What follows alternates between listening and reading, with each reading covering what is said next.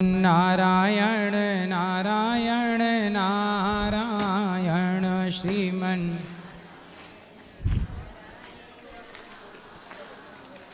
बोलिए गौरी गोपाल भगवान की। स्वागत है आपका आज की मंगलमयी प्रश्नोत्तरी में। शुरू करते हैं आज की प्रश्नोत्तरी को। कैसे हैं आप? राधे राधे गुरुजी। जी राधे राधे। मैं बहुत अच्छी हूँ। और गुरुजी आज आपके यहाँ पर ये वृद्ध औरतों से मिली, लाइव उनसे बात की, तो आपके लिए जो इज्जत थी और जो भक्ति थी आज वो बहुत बहुत ज़्यादा हो गई है। क्योंकि जब उनसे बातें की और उनसे पूछा तो सारी इतनी खुश थी कि बोल रही थी इतना खुश तो हम अपने घर पे भी नहीं रहते थे। तो आपके लिए जो इज्जत थी वो बहुत बढ़ गई है दिल में। यहाँ की रसोई का दर्शन किया आपने? हाँ जी बिल्कुल किए। यहाँ 25 से 30 हजार लोग पर डे भोजन करते हैं। 30,000 लोग पर डे। अभी आपने देखा होगा लाइन लगी ही हाँ थी। वो लाइन सुबह से लेकर रात्रि के 11 बजे तक चलती है, टूटती नहीं है लाइन। बहुत अच्छा गुरुजी, अच्छा लगा यहाँ आके और मैं चाहूंगी कि मैं आगे भी यहाँ हमेशा आती रहूं। बिल्कुल स्वागत। एक सवाल भी है आपसे। बोलिए। जैसे कि गुरुजी मैं कलाकार हूँ, हरियाणवी एक्ट्रेस हूँ। एक्ट्रेस है। और कई बार क्या होता है कि कुछ ट्रोलर्स होते हैं, कुछ काफ़ी लोग हैं। आप क्या क्या फिल्मों में भी काम करते हैं? मैंने फिल्मों में भी किया है, लेकिन मुझे पहचान हरियाणवी गानों से मिली है। मैंने काम हर मीडिया में हर रीजनल सॉन्ग्स किए हैं। गाने गाते हैं? नहीं, मैं उनमें एक्ट करती हूँ। मेरे कई song 700 million, 800 million, 100 million, 200 million, 300 million सब गए हैं। और करीब मैं 15 साल की थी तब से मैं काम कर रही हूँ।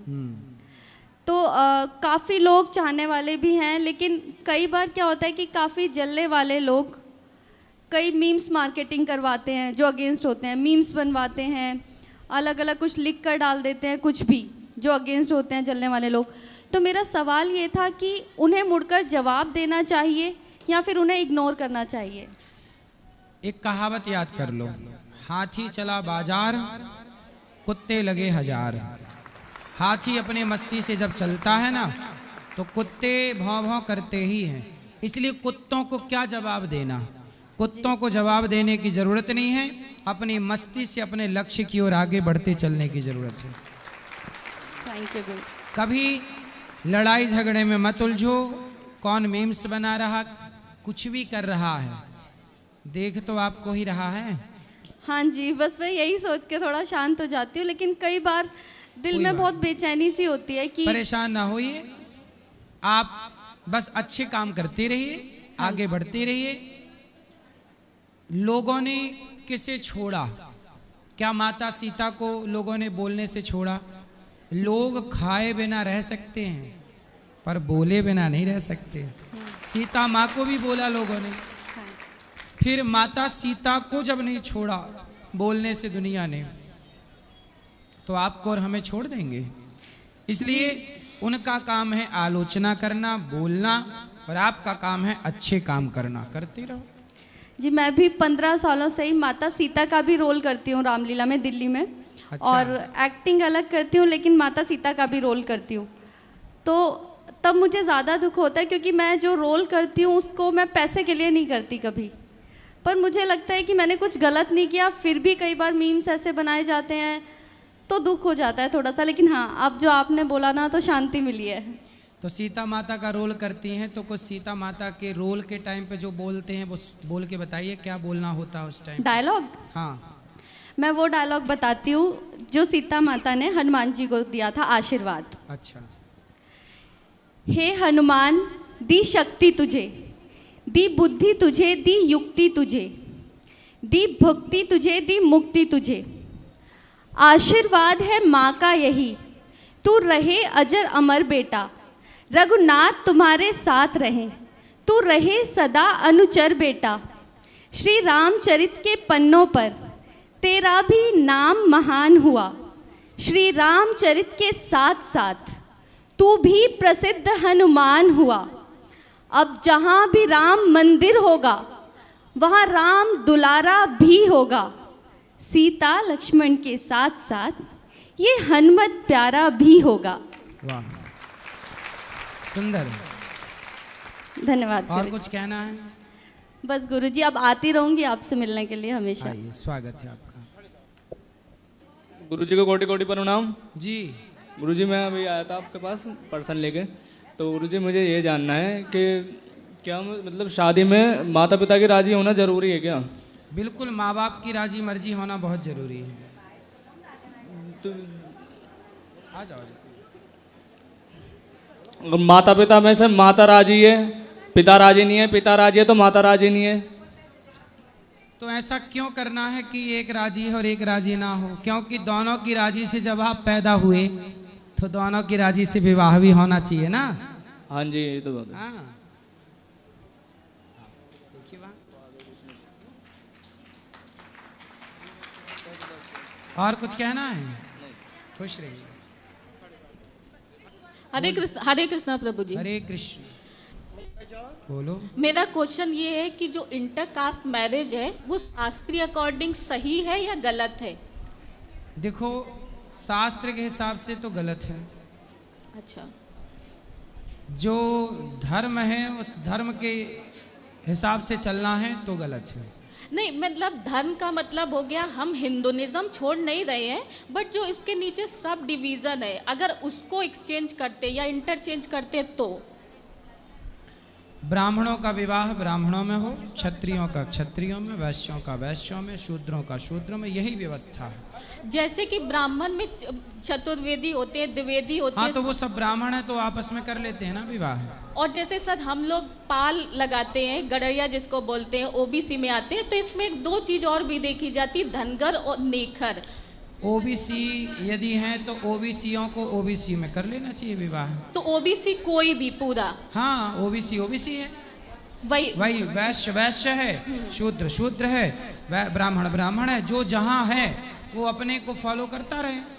तो जैसे क्योंकि ब्राह्मणों में भी बहुत जातियां हैं, क्षत्रियों में भी बहुत, वैश्यों में भी बहुत, शूद्रों में भी बहुत। तो शूद्रों की जो जातियां हैं वो आपस में कर लें, वैश्यों की जातियां वैश्यों में कर लें। मतलब कि जो शास्त्रीय विधि से 4 दी गई है उनमें हम लोग कर सकते हैं। हाँ, वो हाँ। शास्त्रीय एकदम सही है। बिल्कुल। और जनरल, एससी, एसटी, ओबीसी ये 4 अगर फॉलो करें तो क्या कौन सा वाला ज्यादा सही है? शास्त्रियों करना है तो शास्त्र के हिसाब से तो शास्त्रीय, ब्राह्मण क्षत्रिय ओबीसी तो शास्त्र नहीं बोलते ना। नहीं। तो इसी में थोड़ा सा मेरा कंफ्यूजन है कि हम दोनों पढ़े हैं, मतलब संविधान के अकॉर्डिंग देखते हैं, जॉब के अकॉर्डिंग देखते हैं तो हमारा एससी, एसटी, जनरल, ओबीसी चलता है। और जब हम शास्त्र में आते हैं तो ब्राह्मण, क्षत्रिय, वैश्य, शूद्र चलता है। तो हम लोगों को कौन सा फॉलो करना चाहिए? ये शास्त्रों का मतलब शास्त्रों वाला फॉलो करना चाहिए, SC, ST, general, OBC follow नहीं करना चाहिए। भाई वो तो संविधान के हिसाब से। अब देखो कुछ लोग क्या कहते हैं, बोले जातियां बना दी पुराणों में, जातियां क्यों बना दी, बहुत सवाल करते हैं लोग जातियां। तो भाई जातियां यदि गलत हैं तो उनसे पूछो कि संविधान में भी तो जातियां बनाई हैं। नहीं, बिल्कुल इसीलिए क्यों बना दी? जब जातियां गलत थी तो आपने क्यों बना दी? जो जातियां बनाई गई वो एक अरेंजमेंट के अकॉर्डिंग बनाई गई, व्यवस्था के लिए बनाई गई। व्यवस्था के लिए सही बनाई है। गई। तो अब हमारे पास बीइंग अ स्टूडेंट, हमारे पास और बीइंग अ यूथ, हम लोग इस जमाने में पैदा हुए। आज से युग पहले पैदा होते तो बात अलग थी, वो तब हमें नहीं पता है कैसा सिस्टम था। तो आज हमारे पास 2 ऑप्शन है, हम ये वाला फॉलो करें, मतलब संवैधानिक फॉलो करें कि शास्त्रीय फॉलो करें। भाई संविधान तो ये भी कहता है, समलैंगिकता का कानून है कि लड़की लड़की से विवाह कर सकती है, लड़के लड़कों से विवाह कर सकते हैं। कानून तो ये भी इजाजत देता है। नहीं सर, एक नहीं, वो पहले आप बताइए, आपने कानून पढ़ा है ना? थोड़ा पढ़ा है। तो फिर ये भी है कि नहीं कानून में? हाँ है। हाँ, तो इस कानून तो सब इजाजत देता है, लड़के लड़के ब्याह कर लो। भाई 84 लाख योनियों में कुत्ता बिल्ली भी, कुत्ता थोड़ी विवाह कर लेते हैं, या बिल्ली बिल्ली थोड़ी ब्याह करता है। तो हम विवाह के लिए तो लड़का लड़की ही होगी तब ना ब्याह होगा। लड़के लड़के कौन 84 लाख योनियों में कौन ब्याह करता है? इसलिए कानून तो बिल्कुल ऐसे बन रहे हैं जैसे कि कानून बनाने वाले लगता है कि ये कुछ समझते भी हैं कि नहीं, समझ के बनाते भी हैं कि नहीं। अब आप बताइए, लड़की लड़की का ब्याह करने का कानून बना दिया समलैंगिकता, ये सही है कि गलत है? बिल्कुल सर गलत है।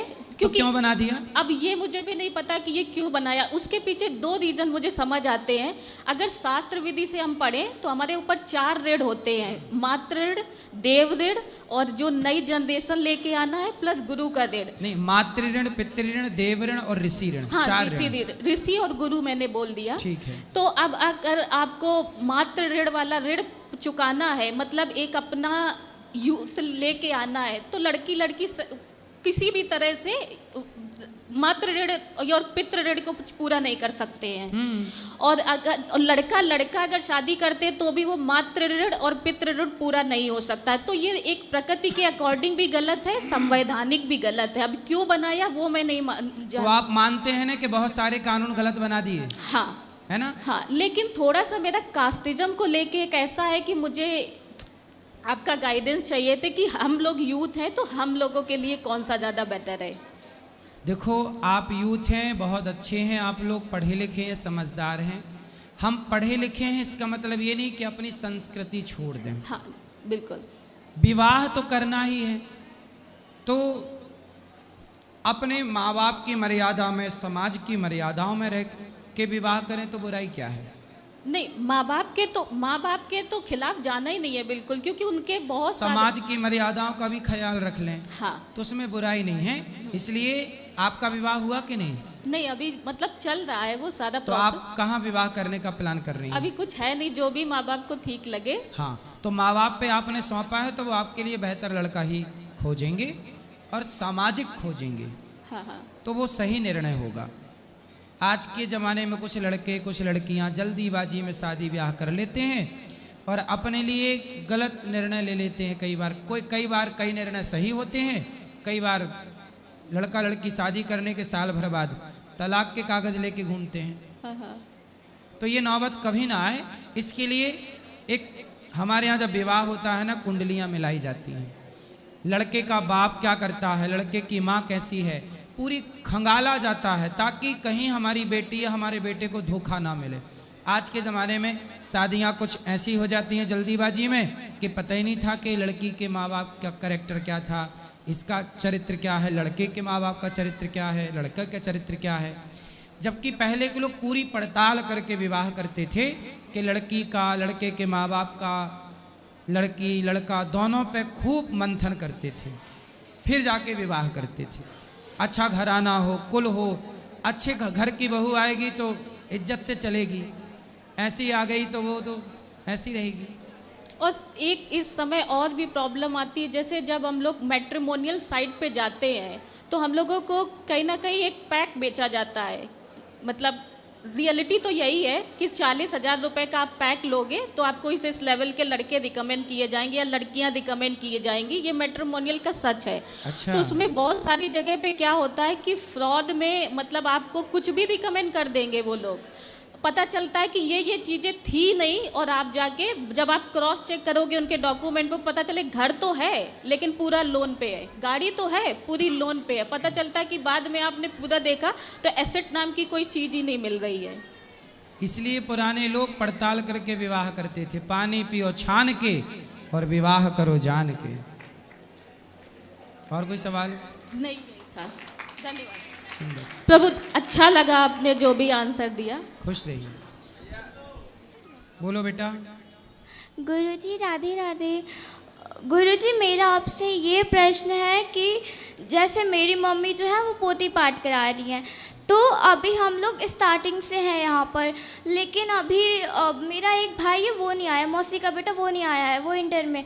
तो हम लोग को उनको जाना पड़ रहा है, तो हम लोग बीच से जाना पड़ रहा है, तो कोई क्या? बात नहीं, पाठ शुरू हो गया है। कुछ लोग तो आते भी नहीं, उनके संकल्प भेज देते हैं, उनका नाम गोत्र भेज देते हैं, उनके संकल्प होता है, शुरू होता है उनका कार्य।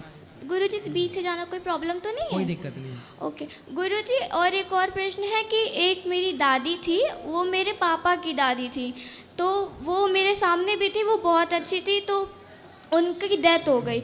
अभी कुछ दिन पहले मेरी मम्मी को उनका सपना आया कि मेरी मम्मी है वो एकदम रेडी है, रेड कपड़ों में पूरा सुंदर सी तैयार है और वो अपने मायके में है। और वो जो दादी हैं उन्होंने मेरी मम्मी की मेरे पापा से शादी कराई। तो मेरी दादी जो है वो मेरी मम्मी को लेके आई, घर के अंदर नहीं आनी, घर के बाहर ही थी, पूरी रेड में मम्मी मेरी तैयार थी एकदम, और वो मेरी मम्मी को लेके जा रही थी। और एक्चुअली में मेरे घर में 4 लोग की डेथ हो गई थी अभी, मतलब 2 दादी बाबा, 2 दादी 2 बाबा। तो गुरुजी ये सपना कैसा है? तो आपकी 2 दादी 2 बाबा थे?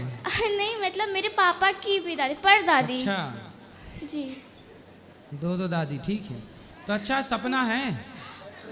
मुझे नहीं लगता, मतलब क्योंकि हमारे घर सपना में तो देखा था ना आपने? मैंने नहीं, मम्मी ने देखा था। अच्छा ठीक है ना, तो सपना है, कोई बात नहीं। पूर्वज दिख गए सपने में और आपने उनके लिए भागवत जी के पाठ नहीं, बिठाए। वो, अच्छा वो तो बोल रहे हैं कि लेके जा रही। हाँ, तो भागवत जी में तो उनके वो भी आए होंगे ना सुनने के लिए। नहीं, उसके पहले जब ऐसा सपना आया तो मेरी मम्मी ने विचार किया कि अब पोथी पाठ कराते हैं। हाँ सही है, फिर आप सही कर रहे हैं, ठीक है, उनकी सदगति होगी। और गुरुजी मेरा ये प्रश्न है कि वो आप बोलते हैं ना वत्सल भगवान की जय, किसके? वत्सल भगवान की जय, भक्त वत्सल जी, तो वो कौन है? वत्स कहते हैं बछड़े को, वत्सला कहते हैं गाय को। जैसे गाय अपने बछड़े को चाट चाट के साफ करती है, जी, ऐसे ही भक्तों के सारे पाप को जो समाप्त कर दे उन भगवान को भक्त वत्सल कहते हैं। वत्स मतलब बछड़ा, वत्सला मतलब गाय। गाय की तरह जैसे गाय बछड़े पर करुणा करती है, ऐसे भगवान हम भक्तों पर करुणा करते हैं, इसलिए नाम पड़ा भक्त वत्सल। जी।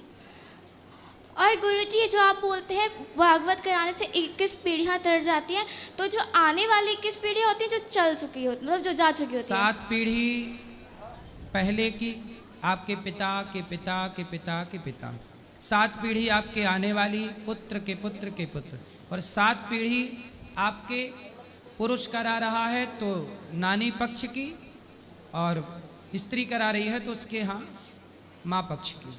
जी, धन्यवाद गुरुजी। राधे राधे गुरुजी। जी, मैं कुरुक्षेत्र यमुनानगर ज़िले से आए हैं हम, और अलाहर गांव है हमारा। आप वहाँ जब छोटे थे तो गए थे, तो जब से कथा सब मतलब 4 साल से हम डेली कथा देखते हैं और काम अपना इतने स्पीड से करते हैं। भी गुरुजी का अब जो है ये कथा चलेगी, तो हम 7 लेडीज आए हुए हैं अलाहर से। तो जो भी देखते थे, जो भी देखा था गुरुजी, सब कुछ वो ही पाया, और आपके दर्शन करके धन्य हो गए। और मेरा प्रश्न कुछ नहीं है, बस मैं निहाल हो गई मेरे प्रभु। सुखी रहिए, सुखी रहिए। देव मैया को, हाँ मैया देव लो, खड़ो बोलो, बोलो, खुश रहिए मैया, सुखी रहिए। राधे राधे गुरुजी। जी बोलो मैया। मोबाइल में देखते देखते हम बहुत परेशानी से यहाँ तक आ गए हैं। बताओ मैं क्या सेवा करूं आपकी? हमें रहने के लिए चाहिए। पति कहाँ हैं? अरे हम 1 दिन 2 दिन 4 दिन रहेंगे बस। ठीक है तो रहो हाँ, अच्छे से। हमको रूम चाहिए रहने के लिए, और आपके पास आना चाहते हैं पैर छूने के लिए। अभी ऊपर मिलेंगे, चलो माताओं का दर्शन कर लो। राधे राधे गुरुजी। जी गुरुजी, मेरा सवाल ये है कि अभी श्राद्ध चल रहे हैं, मैं 40 पाठ भी करा रहा हूँ, लेकिन हमारे दीपावली पे श्राद्ध आते हैं 3 दिन के, तो फिर उस टाइम पे भी करवाना पड़ेगा क्या? अभी कर लो, ठीक है, उस टाइम पे थोड़ा बहुत कर लेना जो आप कर सके, हल्का फुल्का। हाँ, बाकी यदि अभी नियम है तो। अभी कर रहे जो तो लग जाएगा ना, हाँ, जो वो 40 पाठ चालू है, यही है मुख्य, यही है ना। राधे राधे गुरुजी। राधे राधे महाराज जी। जी महाराज जी, मैं धर्म संकट में पड़ गई हूँ। धर्म संकट? जी, क्या हो गया? मैं बचपन से ही भक्ति करती हूँ, लेकिन उस समय मेरा भक्ति सिर्फ 50% था। लेकिन जब से मैं आपकी कथा सुनने लगी हूँ और भजन सुनने लगी हूँ, तो मुझे आपके कथा और भजनों से इतना प्रेम हो गया है कि मैं बखान नहीं कर सकती हूँ। मैं अगर 1 दिन भी ना सुनी तो मुझे ऐसा लगता है कि मेरा शरीर में प्राण है ही नहीं। मैं सोती भी हूँ तो भजन सुनते सुनते सोती हूँ। इसी कारण मैं अपना सासू माँ से बहुत प्रेम करती थी, अपना माँ की जैसा मानती थी। और इसी कारण आपकी कथा के सुनने के खातिर मैं उसे मतलब मेरे पति से वो कुछ विवाद हो गया था पहले ही, शादी के पहले ही। शादी के पहले पति से विवाद हो गया? हाँ, कुछ कारण से घर तो के। आप शादी के पहले पति को जानती थी? नहीं। अरे नहीं जानती थी तो विवाद कैसे हो गया? नहीं, विवाद मतलब पहले से भाई भाई के कारण हुआ था। भाई भाई के कारण पति से विवाद? मेरा नहीं, मेरी सासू माँ का। सासू माँ का विवाद, आपके पति मतलब माँ बेटे का विवाद? जी। मतलब आपके पति और आपकी सास? जी। तो ऐसा बोलो ना, आपने कह रहे मेरा विवाद। नहीं, तो मैं अपना बहू का धर्म निभाई और मतलब माँ बेटे को करीब ले आई। सही है। और पत्नी का भी धर्म निभाई कि धर्म के मार्ग पर चलिए। 2 साल तक ठीक था सब कुछ, परंतु अभी जैसे ही माँ बेटे में एकता हो गई तो माँ अपने बेटे को मतलब धर्म के मार्ग पर ले जाने लगी। मांस मछली खिला देती है और मेरे ही खिलाफ भड़काने लगती है। मेरा संतान नहीं है, इसी खातिर कहती है क्या ये एक तो सिर्फ भजन कीर्तन में लगी रहती है। और आपके पति या सास आई हैं? नहीं आई है। वो लोग, मेरी सास आपकी कथा सुनती है लेकिन कहती है क्या कि जो सास के लिए है वही सब बात सुनती है कि सासू माँ का पैर दबाओ, सासू माँ की सेवा करो, लेकिन बहू के प्रति जो धर्म है वो नहीं निभाती है। तो मैं अभी ये चीज़ में उलझन हूँ कि मेरे पति का दोबारा शादी करवाना चाहते हैं। और जी, पति का दोबारा विवाह आपकी सास कराना चाहती जी। अरे सास है कि चुड़ैल है? बताओ। अपने बेटे का 2 बार ब्याह कराना चाहती है, बहू है और अच्छी बहू है, जो अपने पति को अपनी माँ के लिए मतलब माँ बेटे का झगड़ा हो गया, इन्होंने मिला दिया। अब देखो मिलके सास क्या कर रही है। और मेरे पति बहुत ही गुटखा खाते हैं, फिर भी मैं उनका हर मोड़ पर साथ दी। अभी मेरे पति भी साथ नहीं दे रहे, कह रहे माँ बाप सबसे पहले है, तुमसे पहले भी माँ बाप जो कहेंगे वही सही है। तो पति गुटखा खाते हैं? जी। आप पति को ले आना, हम समझाएंगे। तो वो आपके पति सुनते ही नहीं है। तो आपके पति दूसरा विवाह करने को तैयार हैं? कह रहे माँ बाप जो कहेंगे हम वही करेंगे, हम मजबूर है। काय का मजबूर है? ले आना मेरे पास। तो वो कथा भी नहीं सुनते, मैं सुनती हूँ तो मोबाइल बंद कर देते हैं। उनको ले आना, हम समझाएंगे। तो मैं आपसे मार्गदर्शन चाहती हूँ कि मैं मायका में भी नहीं रह सकती हूँ, ससुराल में भी रहने नहीं दिया जा रहा। ससुराल में रहो, अपने पति के साथ रहो। रहने नहीं दे रहे हैं, बोल रहे कि चल जाओ। कहाँ जाओ? कह रहे मायका चले जाओ। ना ना, बोले हम कहीं नहीं जाएंगे, तुम्हारी छाती में ही मूंग धरेंगे। बोल देना सास को कि तुम्हारी छाती पे रहेंगे। कितने साल की हो गई सास? है 50 की। अभी 50 की पहुंची है जी। बड़ा स्लो चल रही है। तो मैं क्या करूं महाराज जी? अब आप सास के पास ही रहो, पति की सेवा करो और पति को प्रेम करके ले आना मेरे पास, मैं समझाऊंगा पति को। वो सुनते ही नहीं है। अरे आप प्रेम से सुनवाना, प्रेम से समझाना, सुनेंगे काहे नहीं सुने, कब तक नहीं सुनेगा। राधे राधे महाराज। राधे राधे। अपना ससुराल ना छोड़ो। Hello hello. राधे राधे गुरुजी। जी जी, मैं मोनिका कुमारी बात कर रही हूँ आपसे। मैं पहले सीबीआई में असिस्टेंट सेक्शन ऑफिसर रह चुकी हूँ और अभी फ़िलहाल 2024 में मैंने यूपीएससी के पेपर दिए थे जिसमें आईएएस का सिलेक्शन हुआ है और फ़िलहाल तो ट्रेनिंग चल रही है, पर मैं एमए के एग्ज़ाम थे मेरे दिल्ली यूनिवर्सिटी में, तो इसकी वजह से आना पड़ा था। तो मन्नत मांगी थी कि आईएएस सिलेक्शन हो जाएगा तो बाकी बिहारी जाएंगे और आपके दर्शन करेंगे, तो इसीलिए मैं। तो आपका हो गया? हाँ, मेरा आईएएस में सिलेक्शन। बधाई हो, बधाई हो, आप आईएएस बन गई। सुंदर। और गुरुजी मेरा एक क्वेश्चन और था। बोलो। जैसे मतलब हमने देखा है जब छोटे थे और बड़े भी हो गए तो कीर्तन करवाते थे घर पे। हमारे घर वाले थोड़ा पूजा पाठ को ज़्यादा मानते हैं, तो कीर्तन जो होता है उसमें एक मंडली आती थी हमारे इधर, तो उनको माता चढ़ती थी। अब वो सच होता है या गलत होता है?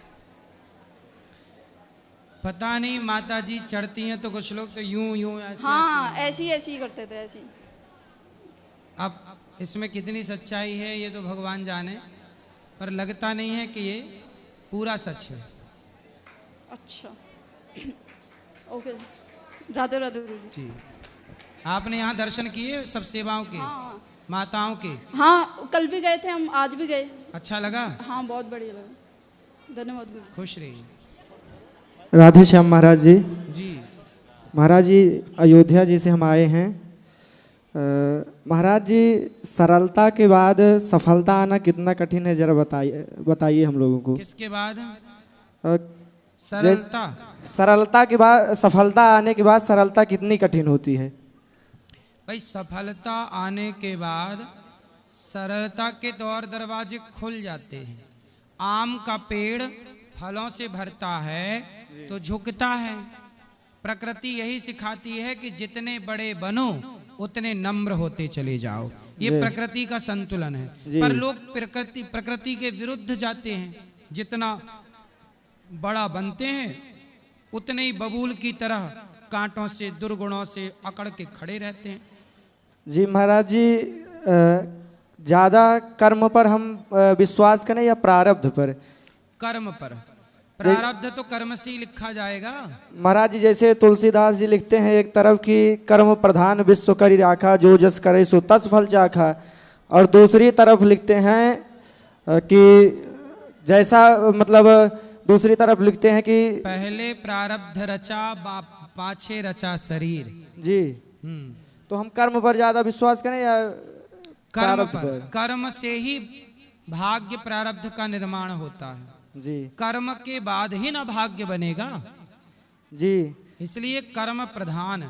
महाराज जी, जैसे कहते हैं होई है सोई जो राम रच राखा, को करी तर्क बढ़ावो शाखा, तो इसमें क्या हमारे करने न करने से कुछ बदल सकता है कि नहीं? बदल सकता है। अच्छा। कर्म प्रधान विश्व करी राखा, जो जस करहि सो तस, यही वाली चौपाई ना? जी जी जी। देखो, कर्म करते रहिए जी। हुई है सोई जो राम रची राखा जी। अब आप करते रहिए, पर होगा वही जो राम को मंजूर होगा जी। इसलिए आप अपना कर्तव्य करते रहिए। अर्जुन लड़ते रहेंगे महाभारत में, जीत होगी कि हार होगी ये अर्जुन तय नहीं करेंगे, भगवान तय करेंगे। आप कर्म करिए, तय ईश्वर करेगा। किसान फसल बोता है, कितनी फसल आएगी ये किसान तय करता है कि ईश्वर तय करते हैं? आप फैक्ट्री लगाओगे, कितनी सफलता मिलेगी कितनी असफलता ये आप तय करते हैं कि ईश्वर? कर्म आपके हाथ में है, आप अपना कर्म करो, ईश्वर के हाथ में फल देना है। कर्मण्येवाधिकारस्ते मा फलेषु कदाचन, मैं फल दूंगा, भगवान कहते हैं। महाराज जी, एक अंतिम प्रश्न, क्या किसी चीज की अधिकता होने पर उसका महत्व कम हो जाता है? हाँ, किसी भी चीज की अधिकता होगी तो उसका महत्व कम हो जाएगा। जैसे सोना कम है तो सोना लाख रुपया तोला है जी। अब सबके खेतों में सोना ही सोना निकलने लग जाए जी। सोचिए, सारे किसानों के खेत में सोना निकलने लग जाए तो बताओ सोना का भाव होगा? फिर तो लाख रुपया किलो बिकेगा। और भैया कहेगा यार ले जा, दे दे 50,000 ही दे दे चल।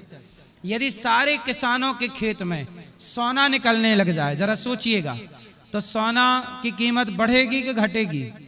हाँ, जो अधिकता है वो घटती है, जो कम है वही बढ़ता है। महाराज जी, ये तीनों प्रश्न आपके लिए थे। जैसे कि आप इतने सफलता के बाद भी इतने सरल हैं। अभी हम सुबह अष्टोत्तर का पाठ करते हैं, तो कल हम आए थे तो कल हमारा कोई नहीं था प्लान कि हम प्रश्नोत्तरी करेंगे महाराज जी से, लेकिन अभी कल जैसे आपने अधिकता वाली बात बताई, आप सरलता से बिना किसी भेदभाव के हर आदमी से प्रश्नोत्तरी करते हैं, तो वास्तव में हमें जहाँ तक लगता है कि कुछ भक्तों के, सबके नहीं हम कह सकते, लेकिन कुछ भक्तों के अंदर इस अधिकता होने के कारण महत्व उनको लगता है कि महाराज जी कुछ नहीं है। जैसे कल एक माता जी को हम जा रहे थे, तो माता जी के जब गेट के पहुँची, 2 माता जी थी, उन्होंने बाबा जी से कहा, अरे इतना देर बर्बाद किया, इतनी देर मत भोजन के प्रेम मंदिर पहुँच जाता। तो जब ऐसा हुआ कि उन्होंने बोला, तो हमने कहा देखिए ऐसे ऐसे दरबार हैं जहां महाराज जी के दर्शन करने के लिए लोग तरस जाते हैं। महाराज जी ने एकदम आराम से सभी को प्रश्नोत्तरी करने का मौका दिया, दर्शन सभी से मिलते जुलते हैं। यही कारण है कि आज महाराज जी को लोग मानते नहीं, क्योंकि इतना बड़ा गौरी गोपाल आश्रम चल रहा है, इत्यादि इत्यादि कई सेवाएँ चल रही हैं, लेकिन कुछ लोग हैं जैसे मोची की निगाह जो होती है जूते पर ही होती है, तो जो कुछ आपके आलोचक हैं वो केवल आपकी बुराइयां ही ढूंढते हैं। प्रसन्नता से जितनी बुराई कर सको कर लो, पूज्य गुरुदेव भगवान की। प्रसन्नता से जितनी बुराई करना है कर लो, पूज्य गुरुदेव भगवान की। क्योंकि लाला बराबरी तो तुम्हारे बाप की भी किस्मत में नहीं लिखी है, क्योंकि बराबरी तो तुम्हारे बाप की किस्मत में नहीं लिखी है। बोले गौरी गोपाल भगवान की, पूज्य गुरुदेव भगवान की। सही कही इन्होंने बात कि लोग बुराई इसलिए करते हैं क्योंकि जो गौरी गोपाल में सेवाएं चल रही हैं वो सेवाएं तो खुद कर नहीं सकते, तो वो बुराई करके बेचारे तसल्ली देते रहते हैं अपने हृदय को। सही है, ये बात सब जानते हैं। बोलो। हेलो हेलो गुरु जी प्रणाम आपको। जी मैया। मैं यहाँ छत्तीसगढ़ से आई हूँ। हाँ। अब यहाँ पोथी पाठ बैठाई हूँ जी। तो थोड़ा सा गौदान लेना का विचार था। कर लेना। कब दोगे? ऊपर नाम लिखा लेना, कल सुबह 8 बजे करा देंगे, 9 बजे। हाँ जी। और इस पोती को आप थोड़ा सा देख लो, उसको दिमाग नहीं इतनी बड़ी हो गई है। पोती बोलती नहीं है, बेटा की लड़की है। बात कराओ। राधे राधे। बोलो बोलो गुरु बोलो। मैं आप बोलो। भाई राधे राधे। जी राधे राधे बहन। प्रणाम आपको। खुश रहिए। क्या हुआ है बहन को? इनकी माँ एक्सपायर हो गई, तो सबसे बात नहीं करती, बोलती भी नहीं है। कब से? इनकी माँ जब मर गई उसी दिन जब जिनका जन्म हुआ है। अच्छा, जिस दिन ये पैदा हुई जी उसी दिन इनकी माँ की मृत्यु हो गई। जी। तब तो से क्या हो गया इनकी माँ को? जी डॉक्टर जब ऑपरेशन कर रहे थे तो नस कट गया था। तो मतलब डॉक्टरों की गलती से जी इनकी माँ की मृत्यु हो गई। जी। तो फिर उन डॉक्टरों को दंड मिला कि नहीं? जी नहीं। फिर बच्ची तब से बात नहीं करती है भैया। बाकी बोल लेती है? जी स्कूल भी नहीं जाती, घर वालों को बहुत टेंशन, इतनी बड़ी हो गई स्कूल नहीं जाती, ना खाना लेके खाती ना कपड़े पहनती है, कुछ भी नहीं करती। तो सुनती बोलती है? जी माँ बोलती है बस। आप कुछ थोड़ा सा आशीर्वाद दे दीजिए भाई। तो बात कराओ, थोड़ी सी बात बेटा। राधे राधे बोलो बेटा। राधे राधे बोलो बेटा। राधे राधे। तो ये आप लोगों से भी नहीं बोलती है? तो थोड़ा बहुत परिवार में बोलती है, बाहर डर डर नहीं, मतलब बातचीत करना जानती है? जी। अपना बुरा भला नहीं समझ पाती, जैसे कोई कुछ कर और दे ऐसे नहीं समझ पाती गुरुजी। खाना आप दोगे तभी खाएगी, निकाल के नहीं खा सकती, ना मांगेगी कुछ भी, ना कोई शौक है, ना घूमने का शौक, कुछ भी नहीं है गुरुजी। तो माँ की मृत्यु तो चलो हो गई, पर ये तो समय छोटी थी जी। तो इसे बाद में जब पता चला कि माँ मेरे जन्म के समय मरी जी, तब से ये है कि पहले छोटे में बोलती थी ये? नहीं गुरुजी, जिस दिन ये हुई उसी दिन इसकी माँ चली गई। ठीक है, पर उस दिन तो ये एक दिन की थी ना जी, जब ये 5 साल की हुई, 8 बस माँ ही बोलती थी। तो उसके बाद मतलब बचपन में जो बच्चे बोलते हैं वो भी नहीं बोलती? नहीं गुरुजी। अच्छा, तो जन्म से कोई दिक्कत है? जी गुरुजी, बहुत डॉक्टर को दिखाए, बहुत इसके पापा बहुत इलाज किए, फिर भी कुछ नहीं हुआ। तो ये सुनती है? जी समझती है? जी समझती सारी बात को, बस 2 दिन खाना ना दो 2 दिन भूखे पड़ी रहेगी, लेके नहीं खा सकती। मैं खिलाई ले तो अगर मैं खाना दूंगी तब खाएगी। अब माँ अगर दूसरी माँ है वो नहीं देगी तो नहीं मांगेगी, बोली ये काम करो काम करो, काम करेगी लेकिन मांगती नहीं कि माँ। तो ये भोजन वोजन बना लेती है ना? जी थोड़ा बहुत दादी के साथ हेल्प करती है। तो इसके पिता ने दूसरा विवाह कर लिया? जी, पर तो, बेटी को मानते हैं वो, और वो पोथी पाठ बैठाने के लिए हम लोग को भी भेजिए। उनकी माँ तो जो है, इनकी दूसरी माँ है, सेकंड माँ, उनके बच्चे हो गए? जी एक बेटा है। तो वो बेटा अच्छे से बहन को रखता है? जी अभी छोटा सा है, 6-7 साल का है। तो ये उसको प्यार करती है बच्चे? जी बहुत मानती है, इसके अंदर बहुत दया है सबके लिए। आपका जहाँ जहाँ फोटो देखिए बोले गुरुजी आ गए, गुरुजी आ गए, ऐसे ऐसे कर रही थी। खुश रही, भगवान से प्रार्थना करेंगे कि स्वस्थ हो जाए। भाई आप इतना करते हो सबके लिए, अभी बाढ़ आई है, आपने इतने सब खाना दिए सबके लिए, इतना सब कुछ करते हैं, मीडिया वाले आपको इतना बोलते हैं, भाई हमको अच्छा नहीं लगता बिल्कुल, बहुत तकलीफ होती है भाई। हम आजमगढ़ से हैं, बहुत दिन से कोशिश कर रहे थे आपसे बात करने के लिए, पर नहीं हो रही थी। ऐसे नहीं करना चाहिए किसी को। आप बहुत करते हो भाई, बहुत करते हो। कोई एक दिन खाना नहीं खिलाता, आप इतने दिन इतने लोग को खिलाते हो। कोई नहीं कर सकता। आपके चरणों में कोटि कोटि प्रणाम मेरे भाई। मीडिया वाले अच्छी चीजें नहीं देखते जी गुरु मीडिया जी। वाले केवल सनातन को, कुछ मीडिया वाले हैं, सब जी नहीं, गुरु जी। कुछ मीडिया वाले हैं ही ऐसे जो सनातन को बदनाम करने का पूरा प्रयास करते रहते जी हैं। गुरु जी, मैं कभी वो कानों तो को नहीं। आज के युग में सोशल मीडिया ना होती जी तो पता नहीं कुछ मीडिया के लोग क्या क्या ना आरोप लगा देते। जी गुरु जी, वो पर तो कोई आजकल बात। सोशल मीडिया है जो अपना भी पक्ष व्यक्ति रख पा रहा है, वरना ये तो कब के क्या क्या बोल चुके जी होते गुरु हैं, जी, क्या कभी क्या वो आरोप लोग लगा कभी चुके होते हैं। वो लोग के पास तो इतने पैसे, कभी दान नहीं करते, कभी आके तो भोजन खिलाए यहाँ पे, कभी तो देखें आप कितना कर रहे हो। उनको ये चीज तो नहीं दिखता। बोलने का हक किसने दिया उनको? आपको। सही है। मुंह तोड़ जवाब दिया करिए गुरु जी, और हम सब भी देंगे, कोई नहीं छोड़ेगा उनको। इनको यही जवाब है कि ऐसे मीडिया के कुछ मीडिया चैनलों को आप लोग देखना ही छोड़ दो जी, जो सनातन विरोधी हैं। अभी हम YouTube पे देख रहे हैं 2-3 दिन से, आप कितना प्रसाद भोजन सबको दे रहे हैं। जो नहीं दिखता जिसको वो बोलते रहते हैं, देखो भाई पे तब ना बोलो पहले। वो सब कुछ जानते हैं, सेवा चल रही है, पर वो सेवा अच्छी चीज नहीं बहुत देखते। बड़ा पाप कर रहे हैं जो ऐसे भाई को लोग बोल रहे हैं। गुरु जी, मैं भागवत कथा कराने की बहुत इच्छा है, पर उतने बजट नहीं है। बस आप आशीर्वाद दो कोई बात नहीं बिहारी कि मैं जी, करा आपको सकूं। इस लायक बनाएंगे, और आपका भाई है, चिंता ना करिएगा। जी भाई, बहुत बहुत धन्यवाद। आप आशीर्वाद दीजिए। खुश रहिए, खुश भाई, मैंने अपने जीवन में कान्हा को कभी नहीं देखा, लेकिन आप जब से आए ना, मैं बहुत पूजा पाठ करती हूँ। मैं बहुत बुरी हूँ भाई, मैं बहुत बुरी हूँ, लेकिन आप जब से आए हो मैं ना बहुत सुधरने की कोशिश करी हूँ, बहुत अच्छी हो गई गुरु जी। भगवान आपको खूब अच्छा बनाए। खुश राधे रहें राधे आप। भाई। राधे राधे राधे। महाराज जी राधे राधे जी। महाराज जी के श्री चरणों में हमारा कोटि कोटि प्रणाम। खुश रहिए महाराज जी, हमारा एक छोटा सा सवाल है आपसे। बोलो। जैसे प्रेमानंद जी कहते हैं कि वृंदावन की धरती पर जो आ गया वो नरक नहीं जाएगा जी, तो ये बताइए महाराज जी, जैसे कोई आदमी बहुत पाप किया हो, अब बहुत पाप करके वृंदावन की धरती पे आ जाए, तो क्या उसका पाप क्षमा हो जाएगा?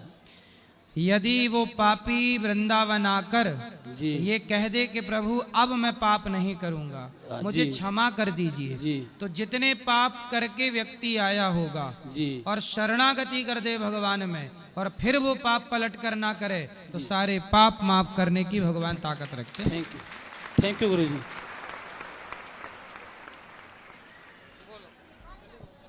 जय श्रीमन नारायण गुरु जी। जी, आपके चरणों में कोटि कोटि प्रणाम। जी गुरु जी, मैं पिछले जनवरी में आपसे दीक्षा लिया था, और उससे पहले गुरु जी अपने दरवाजे पर शिव जी को स्थापित किए हुए हैं मंदिर, उसमें मैं बिना गुरु दीक्षा के ही ओम नमः शिवाय का जाप करते थे। और अभी जो मंत्र लिए तो मैं आपका मंत्र का जाप करता हूँ, तो क्या शिव जी का मंत्र मैं जाप करते रहूँ या? हाँ, कर सकते हैं, शिव जी से कोई बुराई थोड़ी है। और आपका भी मंत्र? हाँ, दोनों भगवान मंत्र देखो चलेगा? शंकर जी भी तो भगवान नारायण का ध्यान करते हैं। शंकर जी कौन है? हनुमान जी। हनुमान जी की छाती जब फाड़ कर दिखाया हनुमान जी ने, तो कौन बैठा था? जी, कौन बैठा था हनुमान जी के भीतर? राम जी। हाँ, तो शंकर जी सदा राम का ध्यान करते हैं, नारायण का ध्यान करते हैं। गुरु जी, एक और बात, मेरे परिवार में हम 6 आदमी हैं, 6 आदमी वैष्णव है। 6 आदमी हम घर में हैं, अपना परिवार में जी 6 आदमी वैष्णव है, लेकिन एक मेरा बड़ा लड़का है, वो यदा कदा कभी कभी मांस मछली का नाम लेता रहता है और बार बार रोग से पीड़ित है। कहाँ बात कराओ? और बड़ा लड़का, बड़ा लड़का आओ है ना, पेट का रोग के लिए ना गुरु जी, बॉम्बे दिल्ली सब तरह, फिर तो लेकर के अपना आश्रम में दिखाए हैं, हॉस्पिटल में। बात कराओ। गुरु जी राधे राधे जी। मांस खाते हो? अभी नहीं खाते हैं। हैं? नहीं खाते हैं। मछली? नहीं, कुछ नहीं खाते हैं। खाता नहीं है, लेकिन कभी कभी बोल लेता है। अच्छा, खाते नहीं हो, पर कभी कभी क्या होता, खाने का मन करता है। आपका मन करता है? हाँ, कभी कभी। तो बताओ, ऐसा मन किस काम का? इतना आजाद ना छोड़ो अपने मन को कि आपका मन किसी की जिंदगी छीन ले अपने स्वाद के लिए? बताओ, किसी की हत्या करके उसे खा लेना सही है? ये धर्म है? आप बताओ। कभी कभी तो वो चीज़ सोचते हैं, लेकिन कभी कभी मन इधर उधर कर जाता है। तो मन को डांटो, समझाओ। आपके स्वाद के कारण, आपके मन के कारण किसी मछली को, मुर्गा को, बकरा को काटा जाए, उसकी जिंदगी समाप्त की जाए आपके लिए, तो ये धर्म है? बताओ, ये धर्म है कि अधर्म है? अधर्म है। तो क्यों? पेट भरने के लिए अधर्म क्यों करना है जब दाल रोटी है? तो हम कहते हैं मन से ही निकाल दो उस सब चीज को। ये सब दिमाग बेटा, आप अच्छे हैं कि नहीं खाते? जो खाते हैं वो बहुत अच्छे, हम उनको ही नहीं कहेंगे कि आप बहुत अच्छा काम थोड़ी कर रहे हैं, किसी की हत्या कर रहे हैं अपने स्वाद के लिए। जी गुरुजी, इसका जो है पेट का, उधर का इलाज हम बॉम्बे से अपना मन से बॉम्बे से इलाज कराया, दिल्ली से इलाज किया, कहीं से भी ठीक नहीं हुआ। कल आ करके अपना यहाँ दिखवाए हम। हाँ, दवा दिलवाए हैं, फिर भी ये दवा टाइम से खाता नहीं है, कहता है हम बॉम्बे ही जाएंगे। क्या यहाँ का इलाज अच्छा नहीं है? हमें तो सब कुछ अच्छा लग रहा है। गौरी गोपाल हॉस्पिटल जो है ये आयुर्वेदिक है, ये बिना साइड इफेक्ट की दवाइयाँ हैं और बिल्कुल प्रभावी हैं। इसलिए बेटा ये दवाई खाओगे तो जल्दी स्वस्थ हो जाओगे। इसको स्वस्थ होने का अंग्रेजी दवाइयाँ खाओगे तो उनका मन विचलित रहता है, साइड इफेक्ट होगा। इसका मन शांत हो जाए, विचलित रहता है। कथाएं सुना करो, शांत होगा मन, प्रेम से ठीक होगा सब कुछ। राधे राधे महाराज जी। जी महाराज जी, हम सब सांसारिक जीव हैं, तो एक संशय बना रहता है। बताओ। आपके गौरी गोपाल आश्रम को लेकर भी मेरे मन में, और मेरे मन में नहीं अपितु मैं ये सोचता हूँ कि हिंदुस्तान के कई ऐसे युवा हैं जिनके मन में संशय है कि गौरी गोपाल आश्रम क्या है। हो सकता है कि महाराज जी चंदा इकट्ठा करते होंगे, सेवा नहीं करते होंगे। और महाराज जी, मैं भी एक संसारिक जीव हूँ, संशय होना लाजमी है, मुझे भी था। लेकिन श्री जी की कृपा हुई, मैं वृंदावन आया। वृंदावन आके इस गौरी गोपाल आश्रम को देखा, देख के इतना मैं भाव विभोर हो गया।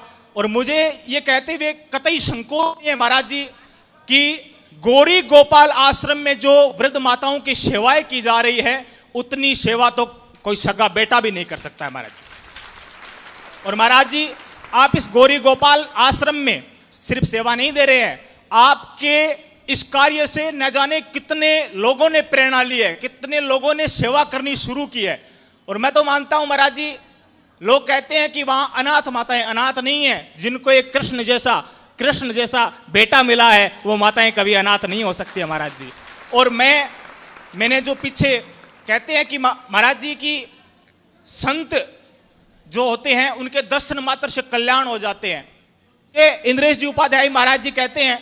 और वो रामायण की कथा भी बताते हैं कि संत के प्रति कोई तिरस्कार नहीं होना चाहिए, सबसे बड़ा पाप है। और महाराज जी, मैंने आपको बताया कि मैं भी संसारिक जीव हूँ, थोड़ी बहुत नेगेटिविटी थी, तो मैं उसका प्रायश्चित करना चाहता हूँ। और मैंने संकल्प लिया है कि मैं आगामी 11 साल तक 1100 रुपये प्रति महीना मेरी आय में से गौरी गोपाल आश्रम में सेवा देना चाहता हूँ महाराज जी। महाराज जी, एक मेरा छोटा सा सवाल है जी। महाराज जी, हम किसी से गुरु दीक्षिणा नहीं ले पाते हैं, लेकिन उसको गुरु मानकर उनको गुरु की तरह पूजते हैं, उनके दिखाए हुए रास्ते पर चलते हैं, तो क्या हमें वही फल मिलता है जो गुरु दीक्षिणा से मिलता है?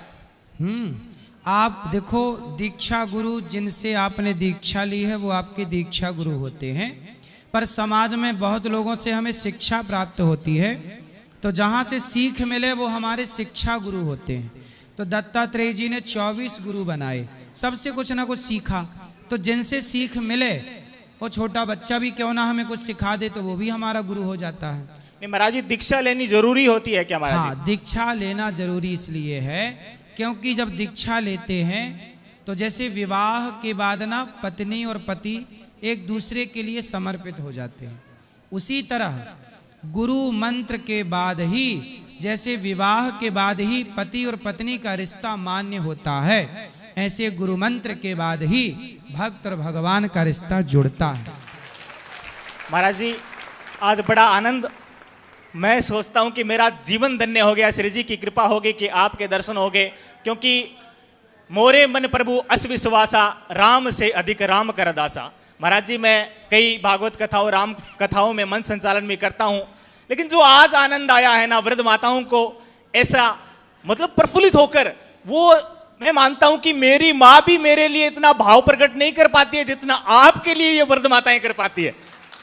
कितना धन्य है वो माताएं, मैं तो उनको धन्य मानता हूं कि वो आपके इस प्यार और स्नेह को पा रही है। महाराज जी, महाराज जी, आशा है कि आप यूं ही युवाओं को मोटिवेट करते रहेंगे। मैं हिंदुस्तान के तमाम युवाओं से आग्रह करूंगा कि वो जिनके मन में संशय है वो एक बार गौरी गोपाल आश्रम आकर इनका अवलोकन जरूर करें। मेरा ये मानना है कि जीवन धन्य हो जाएगा महाराज जी का दर्शन करके और यहाँ की सेवाएं देकर। यहाँ भोजन की सेवा देखी आप? हाँ देखिए महाराज जी, बहुत अच्छी, बहुत अच्छी। मैं मानता हूं कि अब क्या बोलूं महाराज जी, आपसे बढ़कर कुछ नहीं है। बताइए क्या बोलना है? महाराज जी, भाव प्रकट हो रहे लेकिन शब्दों में बयान नहीं कर पा रहा हूं, इतना मतलब प्रफुल्लित हो चुका हूं मैं। आप धन्य हो महाराज जी, मेरा जीवन सफल कर दिया आपने। खुश रहिए। धन्यवाद महाराज जी, राधे राधे जी। राधे राधे गुरुजी। जी, मैं बिहार से आया हूँ गुरुजी। बोल रहे थे गुरुजी, मेरे के मन में संदेह है। क्या? वो पितृपक्ष में वृंदावन आना चाहिए या नहीं? क्यों नहीं, भगवान के धाम में कभी भी आओ। किसी ने बोला, कोई ब्राह्मण ही बोले, मतलब कि पितृपक्ष में पूजा पाठ नहीं करना चाहिए। अरे राम राम राम राम, कौन बोल दिया? देखो यही तो नेगेटिविटी है। अच्छा, पूजा पाठ। अच्छा, उन्होंने ये क्यों नहीं बोला कि इस पक्ष में झूठ नहीं बोलना चाहिए, छल नहीं करना चाहिए, कपट नहीं करना चाहिए, गलत काम करना नहीं चाहिए? इस पक्ष में गलत काम करने के लिए क्यों नहीं मना किया? धाम में जाने के लिए मना क्यों कर रहे हैं? क्योंकि उनकी बुद्धि में कलयुग बैठ करके उनसे ये बुलवा रहा है। जब विनाश काले विपरीत बुद्धि, आप इसलिए तो कहते हैं कि सबकी सुनना नहीं चाहिए। कैकई ने मंथरा की सुन ली तो नाश कर लिया कि नहीं? जी गुरुजी। इसलिए सबकी बातें भी नहीं सुनना चाहिए। जो गलत रास्ता बताए ऐसे लोगों की क्या बातें सुने? सबसे सलाह नहीं लेना चाहिए, याद रखिएगा। इसलिए हमारे यहाँ गुरु होते हैं, माता पिता भाई बुजुर्ग, अच्छे लोगों से सलाह लो। गलत लोगों की सलाह, कैकई ने मंथरा की सलाह ले ली, सब बिगाड़ लिया। ऐसे पितृपक्ष में पूजा किया जाता है गुरुजी? पूजा भी करिए, पिंडदान, तर्पण, श्राद्ध, भोजन पानी सब सेवा करिए, धाम का वास, भगवान का दर्शन, कीर्तन सब करिए। राधे राधे गुरुजी। झूठ कपट ना करिए। राधे राधे।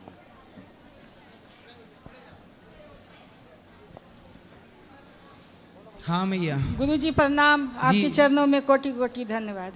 गुरुजी, मैं अपने बिहार से आई हूँ और मेरे कोई नहीं है। हमारे जेठ जेठानी सब जितने थे, मेरे पति को एक्सपायर किए 3-4 साल हो गए हैं। वो सब इनके नाम, इन्हीं जब ये जिंदा थे तभी लिखवा लिए थे सब। और वो लोग नॉनवेज खाते हैं, हम नहीं खाते हैं, हम गुरु दीक्षा ले लिए हैं। कहते हैं कि नॉनवेज बनाओ, हम बोले हम नहीं कभी बनाए, हम गुरु दीक्षा लिए, हम नहीं बनाएंगे। कहते हैं नहीं बनाओगी तो चली जाओ जहाँ जाना है। कौन बोल दिया ऐसे? वो देवर देवरानी, उनके बेटी बेटा सब घर से आपको घर से निकाल दिया? हाँ, सब मेरे पति से लिखवा उखवा लिए थे, कुछ हमको नहीं दिए। बोलते हैं तुमको गाड़ी का भाड़ा भी नहीं देंगे, तुम जाओ यहाँ से। हम बोले हमारे गुरु जी हैं। बच्चे नहीं हैं? आपके बेटा बेटी कोई नहीं है। तो आपके पति काहे लिख के चले गए उनको सब कुछ? सब पता नहीं गुरुजी, उन्हीं लोग के पास रहते थे, उन्हीं के दुकान पर काम करते थे। लिख के सब लिखवा लिए, बाद में कह रहे हैं कि चली जाओ। हम आपका नाम लेते हैं, आपका भजन सुनते हैं तो कहते हैं वो तो छल्ली है, वो तो ये है, वो तो यो है करके हमको है ना कथा नहीं सुनने देते हैं, टीवी बंद कर देते हैं। कथा सुनने के समय जाते हैं, सारा काम करके 1 बजे से 4 बजे तक आते हैं। तो आप कहाँ से हो? हम बिहार सासाराम से हैं। सासाराम गाँव? मेन सासाराम। सासाराम। तो आप सासाराम में रहती हैं और आपके देवर देवरानी ने आपको घर से निकाल दिया? बोले नहीं, सब मिल गए, तीनों भाई हमारे भासुर थे, 2 सब मिल गए। तो आपके पति की क्या जमीन जायदाद थी? जो घर द्वार था ना, दुकान उकान हमारी सास दे के गई थी, दुकान हम लोग के पास। तो आपकी दुकान भी ले ली? दुकान भी लिखवा लिए इनसे, घर भी ले लिए। और मीट मुर्गा ये सब बोलते हैं कि बनाओ। तो गुरुजी हम मीट मुर्गा कैसे बनाएंगे? हम मीट मुर्गा खाते नहीं है, कभी आज तक नहीं खाए हैं। और नहीं बनाते हैं तो कहते चली जाओ तुम जहाँ जाना है।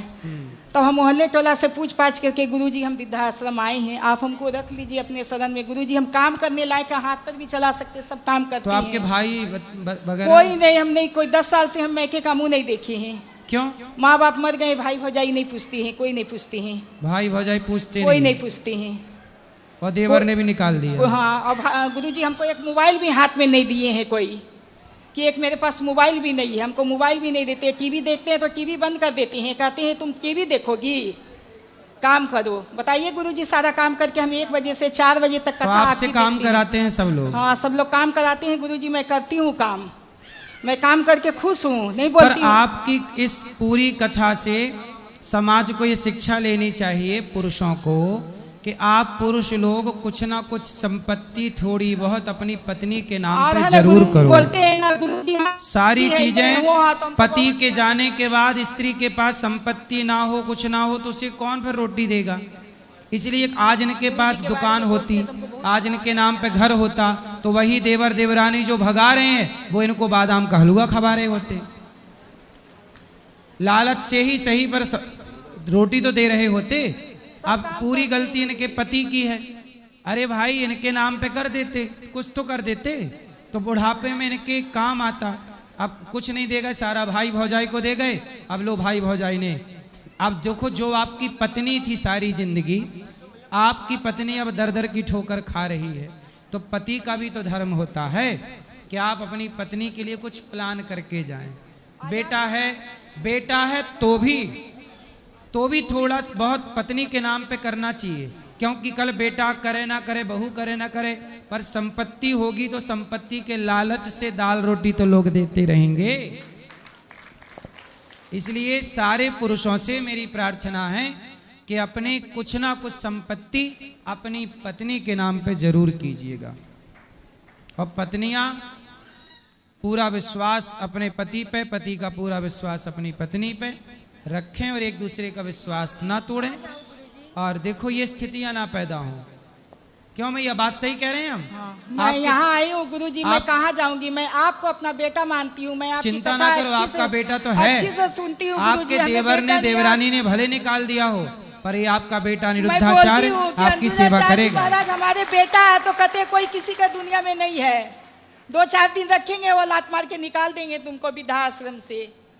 ऐसे बोलते हैं गुरुजी, हमको बहुत खराब लगता है बोलते हैं। तो आपके पति ने आपके साथ अच्छा किया कि बुरा किया, ये बताओ? पति तो बहुत अच्छा किए थे मेरे साथ, लेकिन वो जो लीक हुक करके चले गए, वो लोग मतलब अपना कब कर लिए पता नहीं चला। तो ये थोड़ा आपके नाम पे कर देते तो अच्छा था कि नहीं? नहीं, दे के गए हैं। नहीं, दे के जाना चाहिए था ना? दे के जाना चाहिए था गुरुजी, सब मेरा ही था।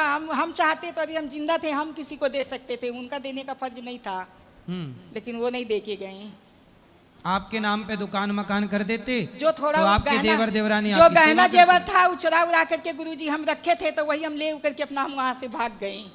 कौन लेके भाग गई? हम भाग गए वहाँ से कि वो भी देखेगी तो छीन उन लेगी। थोड़ा चिंता ना करिए, तो आपका बेटा है जो आपसे आपकी सेवा बन पड़ेगी। जैसी हमारी सभी माओं की सेवा होती है, वैसी आपकी भी सेवा कर लेंगे। हमको जगह दे दीजिए गुरुजी। ठीक है, अभी ऊपर चल के मिल लीजिएगा हमसे। चलो। राधे राधे महाराज जी। जी महाराज जी, मेरा आपसे ये प्रश्न है कि आज के इस समय में जब भी मैं मंदिर जाता हूँ, नाम जप आदि करता हूँ, तो मैं देखता हूँ, मतलब मैं जब नाम जप करता हूँ, माला करता हूँ, तो मेरे मन में एक अधिक जलन पैदा होती है ये देख के कि आज के समय में जो युवा है, कई युवा शराब, पार्टी, क्लब, इन सब चीज़ों में, मांस आदि में, इन सब चीज़ों में बहुत अधिक जा रहे हैं। तो मेरा आपसे निवेदन है कि आज के इस युवा को, आज की इस पीढ़ी के युवा को आपका अगर मार्गदर्शन मिल जाए तो उनका एक अच्छा करियर बन सकता है। तो क्या मार्गदर्शन चाहिए? कथाओं में हम मार्गदर्शन देते तो हैं जी, कि सही रास्ते पर चलिए, सत्संग करिए, माँ बाप की सेवा करिए जी, अपने चरित्र का निर्माण कीजिए, चरित्र बिगाड़िए मत। जी महाराज जी। महाराज जी, जैसे कि अभी मैं करंटली जिस इंडस्ट्री में वर्क कर रहा हूँ, तो बहुत से ऐसे लोग होते हैं जो मेरी इंडस्ट्री के बारे में या फिर मेरे बारे में बहुत अधिक मीम्स वगैरह, जैसे अभी सोशल मीडिया चल रहा है, तो सोशल मीडिया पे बहुत अधिक इसके बारे में मीम्स बन रहे हैं। जिस इंडस्ट्री में मैं वर्क कर रहा हूँ, मेरे ऊपर और उन मीम्स के ऊपर बहुत अधिक मीम्स बनाए जा रहे हैं कि ये सब कुछ नहीं होता, ये कुछ नहीं कर सकता। बनाने दो लोगों को। आप क्या काम करते हो? जी, मैं डिजिटल मार्केटिंग का वर्क करता हूँ। तो सही चल रहा है? जी हाँ, तो लोगों को बोलने दीजिए, आप अपना काम करते रहिए जी, चक्कर में क्यों पड़ते। चलो, राधे राधे। अब जिनको मिलना है ऊपर आइए सब लोग, कल प्रश्नोत्तरी फिर होगी, बात कल। सभी भक्त मंदिर प्रांगण पहुंचे। चालू करो माइक। ये इनको सुनाओ, चलो बोलो बोलो, आप बोलो। राधे राधे गुरुजी जी। हमारे एक वर्ष परेशानी है ना, घर में इतना कला हो रहा है ना, और सोने में ना ऐसे मरे मरे लोग के देखते हैं सपना में, और आदमी के नहीं इतना परेशानी, काम धाम पैसा से पैसा और चढ़ जा रहे, कर्जा उतरने के नाम नहीं रहे, पूरा चौपट। पति से बोलो काम करें, सब अच्छा होगा। भगवान की कथाएं सुनो, मन लगा के काम करो, कर्म करोगे तो कर्जा चुकेगा। बोलो सर, मैं वृद्ध माता को सुबह लाया था, मैं चिंता ना करिए, अभी बात कर लेंगे। ऊपर चलो, जिनको मिलना है आओ। राधे राधे।